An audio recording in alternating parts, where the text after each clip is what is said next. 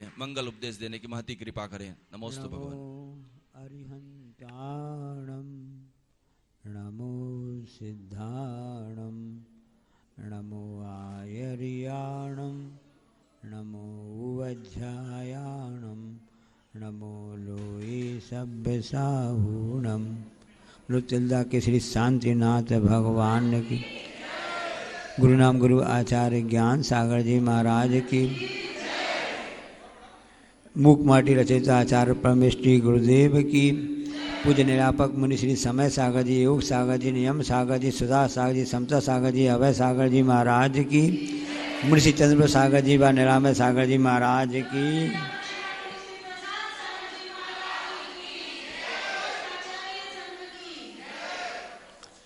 श्रद्धान यदि सही होता है, श्रद्धान यदि सही होता है तो चारित्र्य भी सही होता है।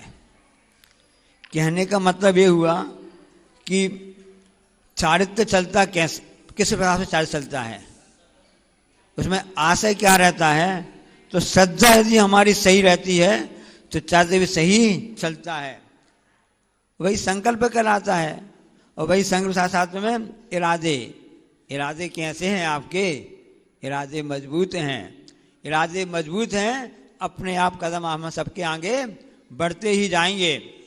कल आचार्य जी ने कहा था ना कि यहाँ पर महापादोचन हो रहा था, तब आचार्य जी ने कहा था कि तिल्दा का अर्थ क्या होता है। तो प्रत्येक जीव अनादिकाल से भटकता आया है और उसने जरूर नरक गति में गया होगा। हम सब जानते हैं, चारों गति में घूमे हैं। तो नरक गति के वर्णन में जब छेड़ाला काट के लिखते हैं, तिल तिल करे देह के खंडे असुर भिड़ावे। तो जो ज्ञानी होता है, जो समझदार होता है, उसको नरक की बात याद आ गई। अब हमको तो वहां पर नहीं जाना है, वहां पे शरीर के तिल तिल करके खंड किए गए थे, ऐसे दुख पहुंचाया गया था। अब क्या करना है, इस मनुष्य गति को प्राप्त किया है, हम प्रभु की आराधना तो कर तो रहे हैं, लेकिन पुण्य को जैसे जो हमारे पास में परिग्रह आ रहा है, हम उसको तिल तिल करके जोड़ते जा रहे हैं।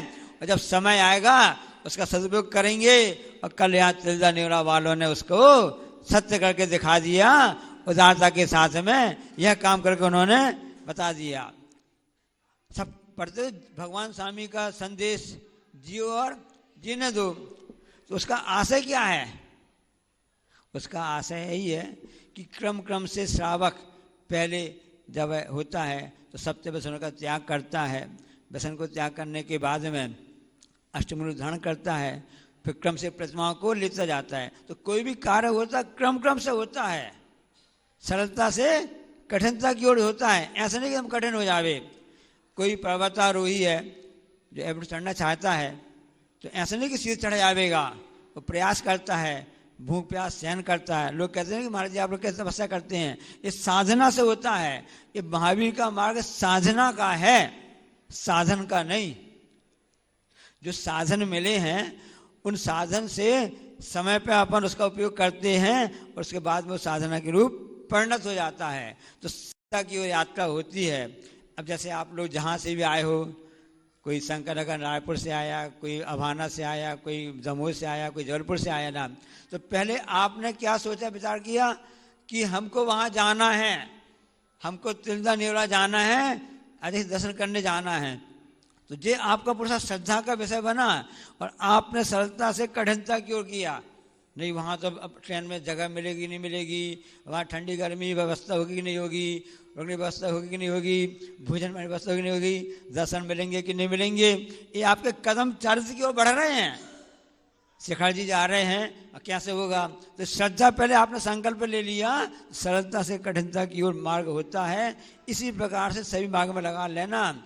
जियो और जीर्णोदय का मार्ग भी ऐसा ही है, सरलता से कठिनता की ओर है। हमको लगता है कठिन है, वास्तव में कठिन तो नहीं है। जब अंदर आस्था श्रद्धा बढ़ जाती है तो वह चारित्र्य भी हमको सरल लगने लगता है।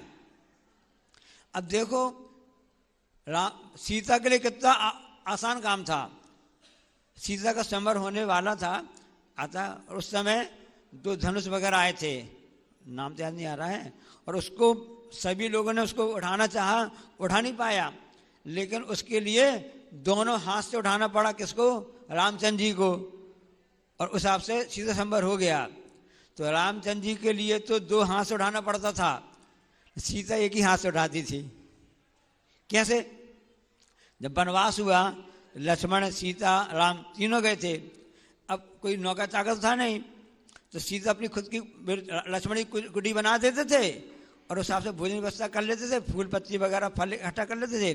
अब झाड़ू लगाने कौन आता था? सीता स्वयं लगाती थी ना। अब धनुष, वहीं धनुष साथ में ले गए थे रामचंद्र जी।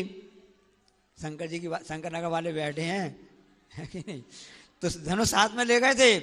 अब देखो रोज झाड़ू लगाना है, तो सीता रोज एक हाथ से जो भी झाड़ू लगाते हैं, सब माताएं बहनें घर में सफाई करती ना, एक हाथ झाड़ू लगाते, एक हाथ सामान अलग करते जाते हैं और सफाई करते जाते हैं। तो सीता के लिए वो काम तो बाएं हाथ का था, क्योंकि रोज झाड़ू लगाना, रोज ही धनुष उठाना है। रामचंद्र जी कभी कभी धनुष उठाना पड़ता था, सीता रोज ही धनुष उठाना पड़ता है। तो ये अभ्यास से होता है, अभ्यास से सब कार्य सधे जाते हैं। लेकिन श्रद्धा आस्था हो तभी चरित्र आगे बढ़ता जाता है। अब एक संत महात्मा थे, अब कुटी में रहते थे, पहाड़ी में रहते थे, और इस हिसाब से भिक्षा के लिए आ जाते थे, और सरल स्वभावी थे, कोई 3-5 वाले नहीं थे। कोई निमंत्रण कर लेते, निमंत्रण स्वीकार करके आ जाते थे। और कभी किसी ने बोला भाई कल नहीं जाना है, तो अपना भिक्षा का पात्र होता ना, काष्ठ का पात्र, लकड़ी का पात्र, उसको लेकर के ले आते सामान। अब उस नगर के पास में ना सेठानी सोचा कि चलो हम भी एक दिन संत जी का निमंत्रण करवा दें। अपने विश्वसनीय जो होते हैं उनके साथ में उनको खबर भेज दी, उनके दूत थे या नौकर चाकर जो भी थे, कर्मचारी थे। तो संत जी ने समझ लिया कि विश्वसनीय व्यक्ति आया है, निमंत्रण उन्होंने स्वीकार कर लिया। अब दूसरे दिन पर निमंत्रण स्वीकार करने के बाद में उस सेठानी के घर में पहुंच गए, और सेठानी जी ने जब भोजन दिया किया, उन्होंने अपना जो लकड़ी का काष्ठ का पात्र था उसे आगे कर लिया, तो पर्याप्त भोजन मिल जाता था। सबने भोजन आदि सब किए, और वो अपना लकड़ी का पात्र, काष्ठ का पात्र लेकर वापस जाने लगे। सेठानी ने कहा कि हे महात्मा, हमारी भावना है लकड़ी का पात्र अच्छा नहीं लगता है, हमारी भावना है हम सोने का आग पात्र देना चाहते हैं। तो संत ने कहा कि दोनों की जननी एक ही है, लकड़ी भी जमीन से उगी है, और से सोने का पात्र भी सोना है, वो भी जमीन से बना है। अब इसमें क्या राग देश, क्या भेदभाव करना, दोनों एक ही हैं। बस ये अंतर है, एक बहुमूल्य है और एक का मूल्य कम है तो दोनों एक ही हैं, दोनों का उपयोग भी एक सा है। वो भी भोजन का, लकड़ी का पात्र भी भोजन करने के लिए काम आएगा, और सोने का पात्र भी भोजन करने काम आएगा। उसमें कोई भेदभाव भी नहीं है, इसमें क्या दिमाग लगाना। तो उन्होंने कहा, सेठ ने कहा कि हाँ ठीक है, जब आप कह रहे हो दोनों एक ही हैं, कोई भेदभाव नहीं करना चाहिए, ये तो हम भी कह रहे हैं। आप ज़्यादा हमारी स्वीकार कर लीजिए विनती, आप सोने का पात्र ले जाइए और लकड़ी का हमको वापस दे दीजिए। अब सेठानी तर्क सही कहा ना, आप लकड़ी का पात्र मतलब आपका ज़्यादा लगाव है, इसलिए आप छोड़ नहीं रहे हो। अब उस तर्क के सामने संत जी को स्वीकार करना पड़ेगा, इस तर्क से तो हम जीत नहीं सकते हैं। तो उन्होंने सोने का पात्र ले लिया और से वापस उसके लिए लकड़ी का पात्र दे दिया। अब संत जी उस पात्र को लेकर के अपने कुटिया जहाँ झोपड़ी थी वहाँ पर पहाड़ी पर वापस आ गए। अब रास्ते में 2 ठग थे, उनके पीछे लग गए, क्योंकि बहुमूल्य वस्तु दिखती है तो अपने आप मुंह में पानी आ जाता है। जो जितने भी खूब जेवर आदि पहनते उन्हीं की लूट होती है, गरीब को कौन लूटेगा। ठग ने सोचा कि इनके पास में इतना सोने का पात्र है, जब मिल जाए तो हमारा काम हो जाएगा। वो उनके पीछे लग गए। अब संत ने देखा कि हमारे पीछे 2 लोग आ रहे हैं, पूछ लिया भाई कैसे क्या बात है। वहाँ पहुँच गए, अपनी झोपड़ी पहुँच गए, क्यों भाई क्या बात है, क्यों तुम लोग पीछे पीछे आए हो। तो उन्होंने कहा कि अपनी बात बता दी, सरल थे, नहीं तो वो रिपोर्ट कर देते। जरा कुछ हो जाता ना आजकल ना, मन की बात नहीं होती है, जरा मैं FI दर्ज कर देते हैं, कुछ कर देते हैं। तो आपको क्या दिक्कत है, क्या बात है। नहीं हमारे घर में बच्चे भूखे हैं, कई दिन से भोजन नहीं बनाया, ऐसा नहीं किया, वो किया ना, और हमको आप पास हमको इच्छा होगी कि हम आपका पात्र ले लें। तो उन्होंने कहा ठीक है, हमें कोई बात, कोई दिक्कत नहीं है, हम सब एक ही है, तुम ले जाओ, बदले हमको लकड़ी का दे जाओ। जो कितनी सरलता है ना। रही भावना ऐसी मेरी, सरल सत्य व्यवहार करूं, बने जहां तक इस जीवन में। इतनी सरलता देख करके वे दोनों ठग द्रवीभूत हो गए। अब उनकी समस्या तो थी, अब लेकिन संत ने उनके लिए पात्र दे दिया, और पात्र देने के बाद भी उनसे ये बात कह दी कि देखो गलत दृष्टि होगी, गलत दृष्टि होगी तो चारित्र उस गलत हो जाता है, क्योंकि गलत दृष्टि गलत चारित्र की जननी होती है। इसलिए जो गलत रास्ते में चल जाता है तो वह अनर्थ कर डाल जाता है। ये उन्होंने शिक्षा दे दी, लेकिन दोनों ठगों ने उसकी बात को ध्यान में नहीं दिया। एक कान से सुना, दूसरे कान से निकाल दिया। दोनों ठग लोहे का सोने का पात्र लेकर के वापस आ गए, बाजार में बेच दिया, खूब सारे पैसे आ गए। अब ये निर्णय हुआ, एक जन जाकर के भोजन का सामान ले आओ, कुछ मिठाई वगैरह लेकर आ जाओ, एक जन भोजन की व्यवस्था तैयार कर ले, बर्तन इकट्ठा कर ले और चूल्हा चक्की वगैरह करके ऐसी व्यवस्था कर ले। अब दोनों व्यवस्था कर ली। अब यहाँ पर जो कहा था कि गलत जो दृष्टि होती है गलत रास्ते को पकड़ा देती है, उससे अनर्थ हो जाता है। अब ये बात सुनी नहीं। अब यहाँ पर जो ठग था, बाजार में सामान खरीदने के लिए गया, उसने सोचा इतना सारा पैसा आ गया है, बंटवारा होगा, आधा उसको मिलेगा आधा हमको मिलेगा, यहाँ सदी कुछ करें कि हमको पूरा मिल जावे। तो उसने थोड़ा सा विष जहर भी ले लिया और उस मिठाई में जहर थोड़ा सा उसने मिला दिया। अब यहाँ पर जो व्यक्ति था, जो भोजन की व्यवस्था कर रहा था, सामग्री की व्यवस्था कर रहा था, उसके मन में भी आ गया कि जो भोजन लेने सामग्री लेने गया है उसको भी आधा मिल जाएगा, तो हमारा भी नुकसान हो जाएगा, क्यों ना हमको पूरा मिल जावे। तो उसने कुल्हाड़ी की व्यवस्था कर ली।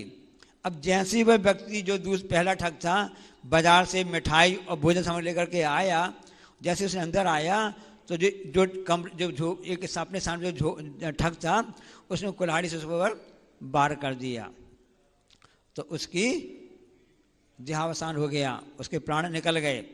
अब यहाँ पर उसको भूख तो लगी थी, जो यहाँ पर रुका हुआ था, उसने फिर क्या किया, उस भोजन को करना प्रारंभ कर दिया।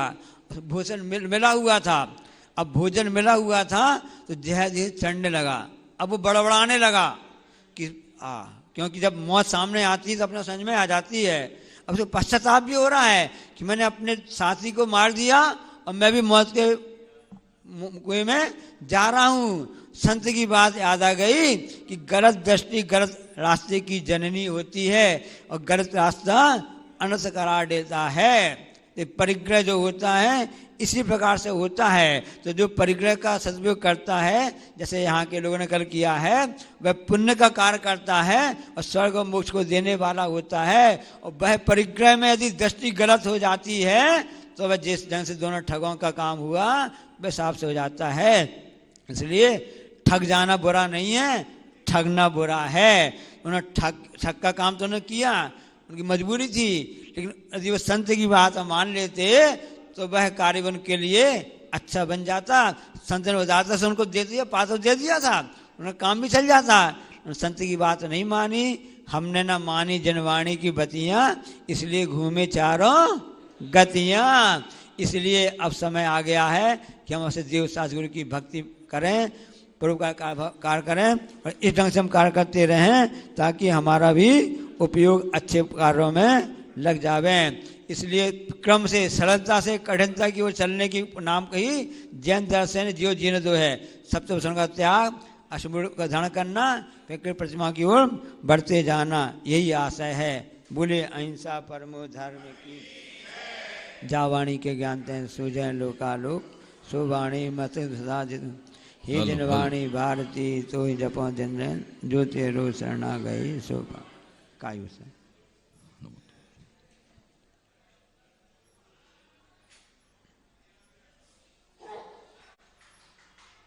आगामी पंचकर्णाक 9 दिसंबर से 15 दिसंबर को होने वाले हैं। कल पात्रों का चयन यहाँ पूर्ण हुआ। श्रीमान प्रफुल्ल कुमार, पीयूष कुमार जैन नेवरा वालों ने एक उपेंद्र इन बनने का सौभाग्य प्राप्त किया। बहुत बहुत साधुवाद, बधाई।